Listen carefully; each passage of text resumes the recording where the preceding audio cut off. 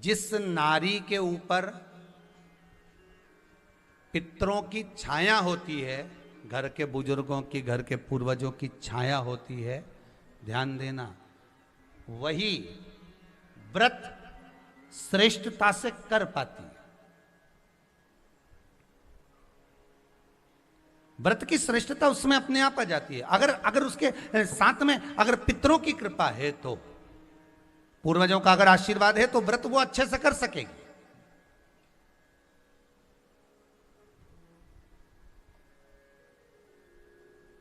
और सहज भाषा में समझ लीजिए, बहुत अच्छे से समझना इस बात को, कि मान लो, एक सरल भाषा में आप और अच्छे से समझिए उसको, बहुत अच्छे से, कि जिस व्रत के दिन आपका उपवास है, सोमवार का, मंगलवार का, बुधवार का, गुरुवार का, तीज का, चतुर्थी का, पंचमी का, छठ का, किसी का भी अगर आपका व्रत है, और उस व्रत वाले दिन यदि आपको क्रोध आ रहा है, व्रत वाले दिन अगर आपकी प्रवृत्ति चिड़चिड़ी हो रही है, क्रोध आ रहा है, अपशब्द निकल रहे हैं, रोना आ रहा है, क्रोध आ रहा है, बहुत सारे परेशानी उसी दिन तुम्हारे सामने आ रही है, समझ लेना कि तुम्हारे घर के पितृ भूखे जरूर है, अन्न भाग मांग रहे हैं।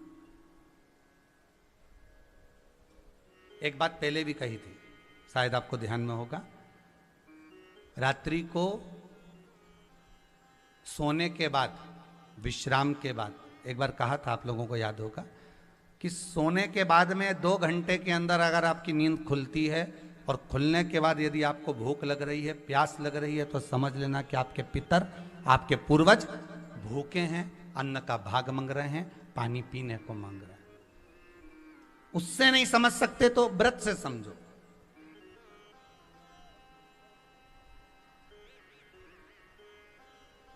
व्रत से समझिए।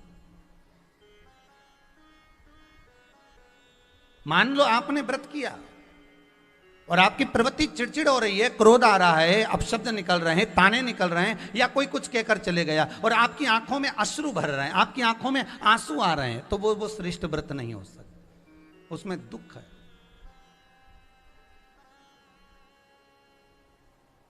पुष्प ताजा है तो आप भगवान को दोगे, सही है कि गलत है? केला अच्छा है तो भगवान को दोगे, वो काला पड़ गया तो तुम भगवान को दोगे क्या? अंदर से गल चुका है तो भगवान को दोगे क्या? नहीं, आप भगवान को दोगे। कोई फल ताजा है तो आप भगवान को दे दोगे, कोई पुष्प ताजा है, अच्छा है, तो आप भगवान को दोगे। अगर पुष्प मुरझा गया तो भगवान को दोगे क्या? पुष्प बेकार हो गया तो भगवान को दोगे क्या? नहीं। उसी तरह व्रत होता है, उसी तरह हमारा व्रत है।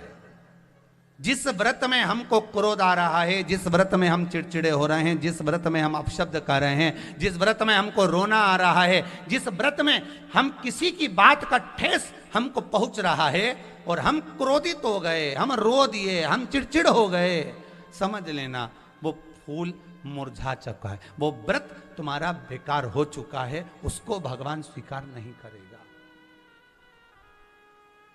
और जिस व्रत में आपके चेहरे पर प्रसन्नता, हम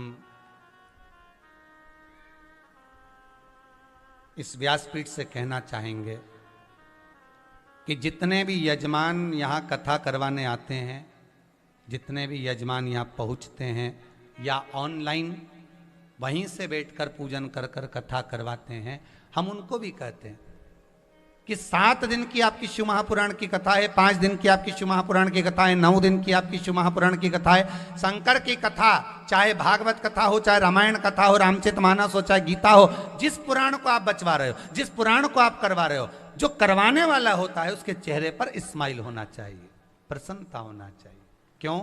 क्योंकि इस पुराण को आप अकेले नहीं सुन रहे, इस पुराण को आपके पितृलोक में विराजमान पितृ पूर्वज भी श्रवण कर रहे हैं। जितनी आपकी चेहरे पर प्रसन्नता होगी, उतनी आपके पूर्वज भर भर कर आशीर्वाद देंगे।